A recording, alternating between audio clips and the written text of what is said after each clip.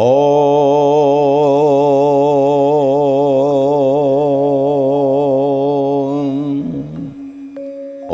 कुर्वद् एवेह कर्माणि जिजीविषेत् शतं समाहम् एवं त्वयि नान्यथेतोस्ति न कर्म लिप्यते नरे। हे प्रभु, कर्म करी करी कर्मठ भाव जीवन निर्वाह करी 7 वर्ष पर्यंत बंचिबार साधन मते मिलू। प्रत्येक कर्म करिबा परे मु सेतिरे आसक्त हुए ना, अनासक्त भाव एवं कर्मर फल को इच्छा न करी जीवन निर्वाह करिबार समस्त प्रकार विद्या बुद्धि और प्रेरणा मते प्रदान करंतु। एभली जीवन मुक्तिर मार्ग को प्रदर्शन करे, से मार्ग को मते प्रदर्शित करंतु प्रभु। एतिक प्रार्थना, एतिक निवेदन प्रभु। उपनिषदर उपकथार आज अध्याय को समस्त श्रोता बंधु मानू, समस्त दर्शक बंधु मानू एवं समस्त मित्रवर्ग को मु मोर श्रद्धा सम्मान भक्ति निवेदन करुछि। आमे कठोपनिषदर आलोचना करुथला बेले बाजश्रव ऋषि सर्वस्व दान करुथला बेले जेतेबेले वृद्धा गोमाता मानंकु, ब्राह्मण मानंकु, विद्वान मानंकु दान करुथिले, तांकर 14 वर्षरे गुरुकुलर पढ़ुथिबा तांकर जो पुत्र से एथिरे विरोध करनथिला, केवल निजर दुख प्रकाश करिथिला। एई भली गोमाता मानंकु देई दातांकु कष्ट दबा अपेक्षा बापा काहे दान करूचंती। बारंबार बारंबार पचारिबा परे जेतेबेले उत्तर न देले सेतेबेले से पचारला, मु तो आपनकर संपत्ति मते आपण काहाकु दान करूचंती। पिता क्रोधवशत कहीदेले, मु तुमको जमकु दउछि। एक कथा आम पूर्व अध्याय मानकर आलोचना करिसेंती। जेतेबेले पितांक ठारू आदेश मिलगला जमकु तुमको मु दिया जाउछि, तुमको जमकु देई देली बोली, पुत्र क्षणिके विलंब न करे, क्षण विलंब न करी बा कौनसी जिनपतर संग्रह करी जीव एभली चिंतन न करे। अनेक लोक भावती मु जीवी कौन करी, कौ जिनस नेबी, कौन नेबी, किपरि रहिबी, एक चिंतन कले। जो वस्त्र पिंधि जो परी अवस्था थिले, जहा भोजन करथिले, आउ ता पई कौनसी पुनः प्रयत्न न करी, एपरी माता पिता तो निजे यज्ञ मंडप रे उपस्थित अछंती। पिता तो आदेश दे सारे जमकु ते देवी बोली, माँ तो एक कथा शुणुंट आउबा क्या आदेश ने क्या ठार विदाय ने। नचिकेता निर्विघ्न निर्द्वंद्व चलला जमालय। बहु पदव्रज परे जमंकर आश्रम रे पहुंचवा परे द्वार मुहरे ठिया ही आचार्य को अत्यंत प्रणति करी, हे आचार्य देव, मोर पिता आपण को मते दान करिछंती, आपण मते स्वीकार न करिबा पर्यंत मु आपण को गृह को प्रवेश करिबि केमिति। जेहेतु मी दान पदार्थ, आपण होचंती ग्रहिता, आपण मते स्वीकार कले मु आपण को गृह भीतर को प्रवेश करिबि, नले जीवि केमिति। किंतु सौभाग्यवशत हो कि दुर्भाग्यवशत हो, आचार्य सेतेबेले गृह रे नथिले, आश्रम रे नथिले कि गृह तांकर जो रहिबा घर गृह रे नथिले। सेतेबेले साधु सन्त विद्वान माने परिव्राजक जीवन यापन करिबा पई अनेक समय रे अल्प समय से माने रहुथिले निजर आश्रम रे। अनेक समय परिव्राजक जीवन रे लोकमानकर उपकार करिबा उद्देश्य रे विभिन्न ग्राम भ्रमण करुथिले। साधु मानकर जीवन तो सेया, निज जीवन में साधन करिथिबा, अर्जन करिथिबा विद्या को निज पाखरे रखु नथिले, अन्य मानक बांटुथिले। सन्यास बा सबन्यास करिसेंती, आ निजे कोड रहिबे। सन्यासकर बड़ काम है ज्ञान प्रदान करिबा। निजे कुड़िया भितर रहुथिले, किंतु पक्का घरे भवन भितर रहुथिबा लोक मानकु उन्नत भावना दवा तांकर काम थिला। निजर किसी चित्र बदलू नथिले, किंतु चित्र बदलुथिबा अनेक लोकंकर चरित्र को बदलैबा थिला सन्यासी मानकर मुख्य काम। निजर भवन कौन होती चिंता नाला, कि अनेकर भावना बदलुथिबा जन सन्यासी माने सेतबेले बुलुथिले, सेतबेले परिव्राजक जीवन यापन करथिले। सुख स्वच्छंद भितर रही केबे साधन करी हुए ना या। आ निजे स्वयं सुख स्वच्छंद रे थिबा बेले तुम अन्य मान सुख स्वच्छंद त्याग कले मुक्ति मिल कहले किए तुम कथा शुण तेणु प्रथमे तुम आगे त्यागमय जीवन यापन कले तो अनेक त्याग संपर्क में कह जो मन राजकीय परिवेश रे रही अन्य मान उपदेश देवे से भितर त्यागर भावना कौन सृष्टि हम। आचार्य जम से परिव्राजक जीवन में भ्रमण करने को लोक मान किछि विद्या दान करने विभिन्न प्रकार दृष्टिकोण दान करने प्रथम दिन आचार्य पत्नी कहले बालक तमें ब्रह्मचारी भी ब्राह्मणर बालक भी जानूची आउ जानी तमें हूँ बाजश्रवशंकर पुत्र। आचार्य बर्तमान गृह रे नाहंती मु आचार्य सहधर्मी भाव में तुमको कहूँ आस गृह भीतर को प्रवेश कर तमें अपेक्षा कर आचार्य आसिले तुमको ग्रहण करेंगे और तुमको जो विद्या दान करने कथा कि तुम द्वारा क्यों कार्य हम से कार्य को से निर्वाह करेंगे तुम्हें भीतर को आस। एक शुणी सारा पर से ब्रह्मचारी बालक नचिकेता आचार्य सहधर्मी माता को कौन कहला। नचिकेता अत्यंत नम्र भद्र भाव में हाथ जोड़ी कहला माँ कारण आचार्य पत्नी मध्य माँ सहित समान ना आम शास्त्र रे अनेक पिता शब्द कहुए जमी जनिता चोपनेता च जस्तु विद्याम प्रयच्छति अन्नदाता भयत्राता पंचेते पितर स्मृता। ठीक सेमिति माँ निजर जन्मदात्री माँ गुरुंकर पत्नी एवं आचार्य जो उपदेश दियंती सेमानंको मध्य माँ संबोधन करा जाए। जेहेतु आचार्य जमंकर पत्नी सहधर्मिणी को नम्र भाव में विनीत ही निजर माँ को जमी सम्मान दियंती श्रद्धार सहित सेमती सम्मान दे कहते माँ मु जहाँ प्रति अभिप्रेत जहाँ उद्देश्य रे मु आसीची मो बापा जहाँ को देइछंती से तो मते ग्रहण करना मु आपण को गृह को केमिति जीवी आपण कहतु मते जहाँ को दान करा जाइछि से मते स्वीकार करना मु आपण को गृह को गले ना मु वर्तमान एभली एक अवस्था रे अछि ना मु वर्तमान मुक्त बापा ठारू मुक्त किंतु आचार्य सहित मध्य युक्त हो पारि नाही एक मध्यवर्ती अवस्था रे अछि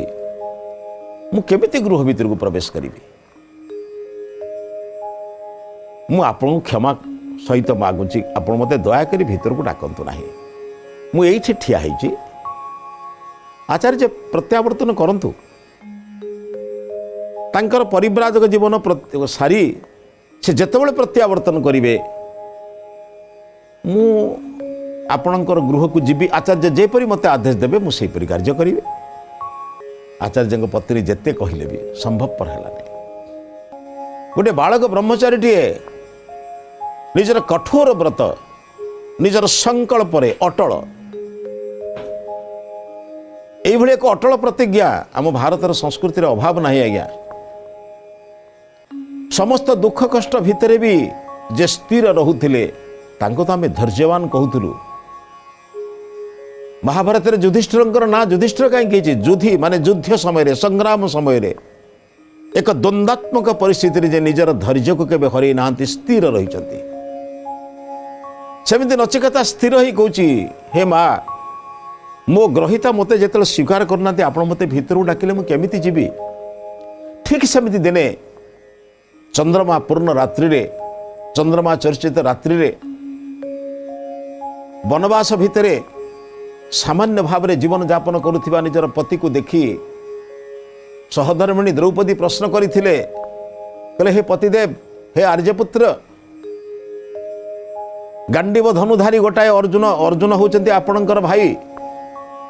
पृथ्वीर श्रेष्ठ गदाधारी भीम होचंती आपणकर भाई नकुल सहदेव जो माने भविष्यत कथा कहि पारंती एवं अनेक कथा जानचंती से माने आपणकर भाई थिबा सत्वे आपण युद्ध न करी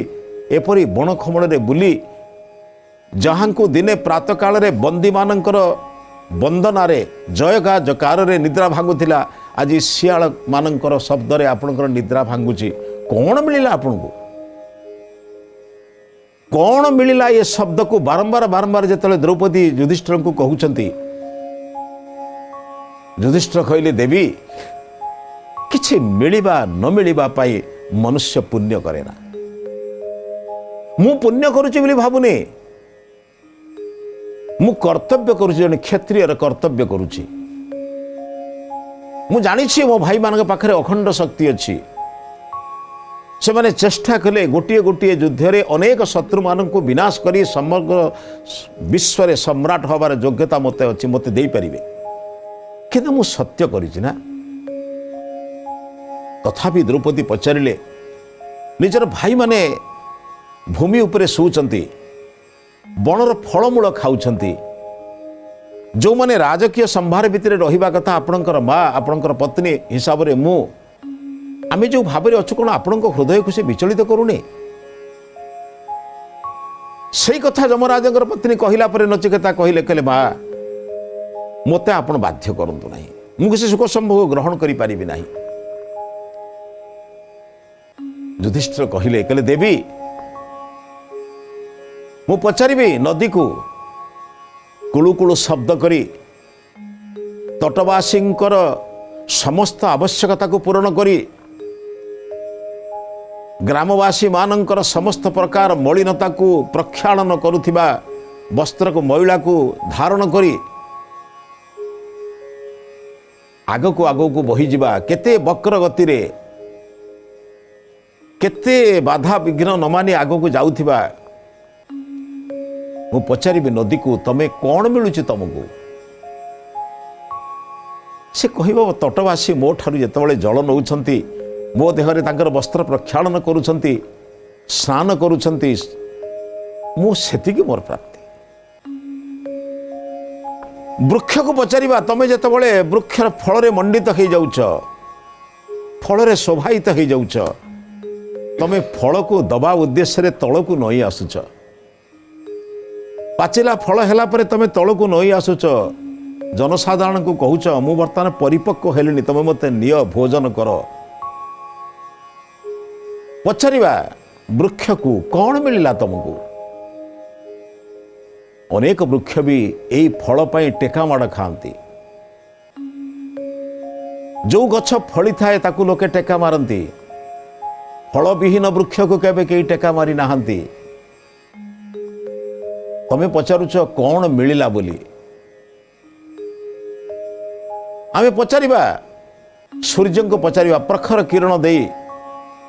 अनेक ग्रह ग्रहांतर को निजर चतुर्पार्श्व भ्रमण कराई समग्र जगतवासी को आलोक प्रदान करी तुमको कौन मिलुची एवं शेष रे कहले देवी जने माँ भाव में मो माँ को मु पचारि 9 मास पर्यंत गर्भवेदना धरी प्रसव जंत्रणा को निर्विघ्न रे सही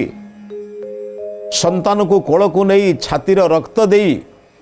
मलमूत्र को परिष्कार कर सारा पर जड़े माँ को कौन मिलला कौन मिलवा पाई के किसी करे नहीं द्रौपदी कहले हे आर्यपुत्र आपण मते बुझी दउचंती सिना किंतु कहतु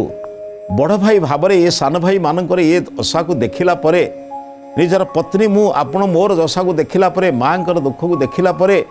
आपण केमिति धैर्य धरुचंती से कहले मु धैर्य धरुने किंतु निश्चित रात्रि पाहिब संसार रे दुख केबे निरंतर कोठी मिली नाही रात्रि केबे निरंतर रही नाही रात्रिर समाप्ति परे सूर्य उदय हब सेतिपई अंबिका दत्त व्यास लिखिथिले रात्रि गमिष्यति भविष्यति सुप्रभातम राति पाहिब निश्चित सुंदर प्रभातटी आसीब निश्चित सेतेबेले जो आनंद मिलिब जो आलोक आमे पाइबा सेतेबेले अंधकार भूली जीव निश्चित दिने समय आसीब ये दुख जंत्रणा सर्वदा रहिब नाही अन्याय मानकर अन्याय सबुदिने शासन चलिब नाही अन्यायर शासन दिने अंत हब ये जो धैर्य पुणी विपद समय रे संघर्ष समय रे दुख समय रे निर्विकार भाव रे समस्त दुख को सहिबार जो सहन शक्ति थिला से कथा द्रौपदी पचारिले आपण कष्ट स्वीकार करके रही कौन मिलुची कहले सबू मिलिबा उद्देश्य रे रहे ना किंतु ये अखंड विश्वास रख जो माने कष्ट स्वीकार करिसंती जो माने धैर्य धारण करी समस्त दुख को आपणार करी रहिछंती सेमानक जीवन रे दिने निश्चित रात्रि पाहिबो एवं प्रभात बेला हबो सूर्यर आलोक रे मध्य सेमाने मंडित हेबे। द्रौपदी एक कथा सुनि सारला परे पुनः निजर पति युधिष्ठिर को कौन कहले मु बुझुची आज्ञा हे आर्यपुत्र मु बुझुची आपणक कथा किंतु काहेकि आपणक पाखरे तो सब प्रकार शक्ति सामर्थ्य अच्छी आपण युद्ध घोषणा न करी रहिछंती काहेकि कहले मु युद्ध घोषणा करदेले सत्यर अवमानना हब मु निजे भूल गोटे भूल करिछि केवल जो पशा खेलिबा से त्रुटि पाई मते वनवास अज्ञातवास सब प्रकार कष्ट सहवा पड़ुछि किंतु गोटाए जिनिस मु जदि काटिदेवी जीवन सारा सत्य को उल्लंघन करिछि बोली अपवाद मिलिबो। ठीक सही परि नचिकेता आचार्यंकर पत्नी अनुरोध को शुणी सारा परे नम्र भाव में अनुरोध करी कहला माँ मु मानुछि आपणकर आदेश को न मानुछि बोली आपणक मन रे कष्ट हो पारे मु आपणकर पादस्पर्श पूर्वक पाद को तो स्पर्श करी कहीं दाता मते ग्रहण करना भूमि स्पर्श करी आपणक पाद स्पर्श भावी मु पुणी अनुरोध विनय करी कहूछि हे माँ मते आपण भोजन पाई किंबा गृह रे अवस्थान पाई निमंत्रण करंतु ना डाकंतु नाही मार डाक को अवमानना करिवार शक्ति सामर्थ्य मोर नाही किंतु मु करिवि कोन जेहेतु ग्रहिता आचार्य मते ग्रहण करि नाहंती मु आपणक घरे आतिथ्य केमिति स्वीकार करिवि अपेक्षा करिबाकू समस्त प्रकार चेष्टा सत्वे कारण दुईटी कथा वर्तमान एक द्वंद्व अच्छी सम्मुख भाग जड़े ब्राह्मण पुत्र पुणी जड़े ब्रह्मचारी कारण ब्रह्मचारी भिक्षा मागिला बेले जो माने गृहस्थ अच्छा से माने भिक्षा दवाई सर्वदा प्रस्तुत ही था तीन थर भिक्षाम देही कही सारा पर जदि गृहस्थ भिक्षा न दिए ब्रह्मचारी अन्यत्र पलैबे भिक्षा नदेले गृहस्थर पाप हम गृहस्थ को कष्ट लगे से आचार्यंकर पत्नी बारंबार कहते बालक हे ब्रह्मचारी तुम भीतर को आस विश्राम नियो आचार्य आसवा पर्यंत अपेक्षा कर जल ग्रहण कर भोजन कर आचार्य आसला परे तुमको स्वीकार कर सारा पर तुम जो उद्देश्य से उद्देश्य पूर्ण हम आचार्यंकर पत्नी बारंबार बारंबार नचिकेता अनुरोध कले कहले माँ भाव में कहूँ तुम आस गृह भितर प्रवेश कर भोजन कर विश्राम नियो आचार्य आसवा पर्यंत अपेक्षा कर किंतु नचिकेता कहला माता क्षमा करंतु मोर ग्रहिता मते ग्रहण न करबा पर्यंत मु भितर केमिति जीवी जेमिति द्रौपदी कथा शुणिला परे युधिष्ठिर कहिले देवी अपेक्षा करिवार फल निश्चित मधुर ये समस्त कष्ट को वनवास अज्ञातवास सब कष्ट को सहिला परे परवर्ती क्षेत्र में युद्ध रे जय से मानकर हुए धर्म जहाँ सपक्ष थाए ताकू ही तो गांधारी कही अक्षय हो पुण्य जगते धर्म रे हो जय ठीक सेमती नचिकेता जेते अनुनय जेते आदेश अनुनय जहाँ किसी कर सारा पर भी आचार्यंकर पत्नी कथा को ग्रहण कर पारानी कहले नाई माँ मते ग्रहण करिथिबा आचार्य देव जेते स्वीकार करना आपण घरे केमिति भोजन करी आपण कहतु मु केमिति भोजन करी तेणु मो बाहर अपेक्षा करिछि आचार्य पत्नी मुंडरे बर्तमान गोटे कथा आसी ब्रह्मचारी बालक केवल ब्रह्मचारी नुहे ब्राह्मण बालक एवं गुरुकुल पढ़ुवा ब्रह्मचारी टे भिक्षा मागुची भिक्षा नदेवा मु भिक्षा नदे जदि भोजन करुच्ची ताले मते भी पाप लगे कारण से जुगरे थिला सेमिति भिक्षाम देही मागिबा पूर्व गृहस्थटी आसी दौथला दान मो आगरे ब्रह्मचारी ब्राह्मण बालकटी उपस्थित अच्छी मुझे बर्तमान नदेवी कौन हम धर्मर किपरि रक्षा हम एक द्वंद्व जड़े दान दवाई प्रस्तुत नदेले ताकू द्वंद्व लगुच आउ जड़े ग्रहण करने प्रस्तुत नुहे कहीं ग्रहिता ग्रहण करे ये द्वंद्व भितर सबकि अपेक्षा करा पड़ा प्रथम दिन गला द्वितीय दिन पुणी सेमती अनुरोध कले द्वितीय दिन कहले ना आचार्य न आसवा पर्यंत मु आपण घरे कौन जलस्पर्श भी करें ना गोटाए युवक बालक 3 दिन पर्यंत जलस्पर्श करना भोजन कथा तो परर कथा अपेक्षा कर गोटे स्थान में कहीं ना जी जहाँ प्रति मो पिता अर्पण करिसेंती से मते स्वीकार न करबा पर्यंत ये स्थान में बसिबार मध्य योग्य ना स्थान भी तांकर किए निष्ठा एवं कि तपस्या आईने तो प्रकृत ज्ञान पाते ना ज्ञान प्राप्त होती ना ताही तो नचिकेता जीवन में आत्मज्ञान को आनी आम जहाँ परवर्ती क्षेत्र में आलोचना करवा नचिकेता जीवन यही नचिकेता जीवन से आपण मैंने जो मैंने समाज रे जहाँ युधिष्ठिर जीवन में होती जहाँ जो मैंने अपेक्षा कर जो मैंने दुखर कराल जो परिस्थिति को स्वीकार करते ही आनंदर मुहूर्त को मध्य उपभोग कर नचिकेता 3 दिन पर जो आचार्य आसिले आचार्य नचिकेता को देखी आश्चर्य कले नचिकेता तुम्हें ब्राह्मण बालक ब्रह्मचारी मो घर तुम्हें 3 दिन धरी उपवास रहीच उपवास रहा द्वारा तुम्हें मोर किसी क्षति कर निश्चित मुझे जानूँ कि तुमको जब से किसी उत्साहित न करी वर प्रदान न करी ताले मोर पितृपुरुष मोर पुण्यफल कटिज एक शुणी सारापर आचार्य नचिकेता को स्वीकार कले एवं स्वीकार कलापर परवर्ती क्षेत्र में कौन वरण प्रदान कले या तुम परवर्ती क्षेत्र में आलोचना करवा कि बंधु अपेक्षार फल बड़ मधुर तेणु जो मैंने धैर्यर सह अपेक्षा करती धैर्य निश्चित से ईश्वर आशीर्वाद दिए यही विचार सहित आज अध्याय को ये समाप्त करुच्ची ये अध्याय को समाप्त करने पूर्व आज हितवाणी संपर्क में चिंतन करवा धैर्यर सह जेकोसी कार्य निज जीवन में करने को चेष्टा करंतु देखिए धैर्यर फल निश्चित आपन को ईश्वर आशीर्वाद पाइबारे योग्य कराइब अपेक्षा करुवा व्यक्ति ही निश्चित गुरुजन मानकर आशीर्वाद पाइबार योग्य हुए ये विचार सहित आज अध्याय को समाप्त करुच्ची समस्त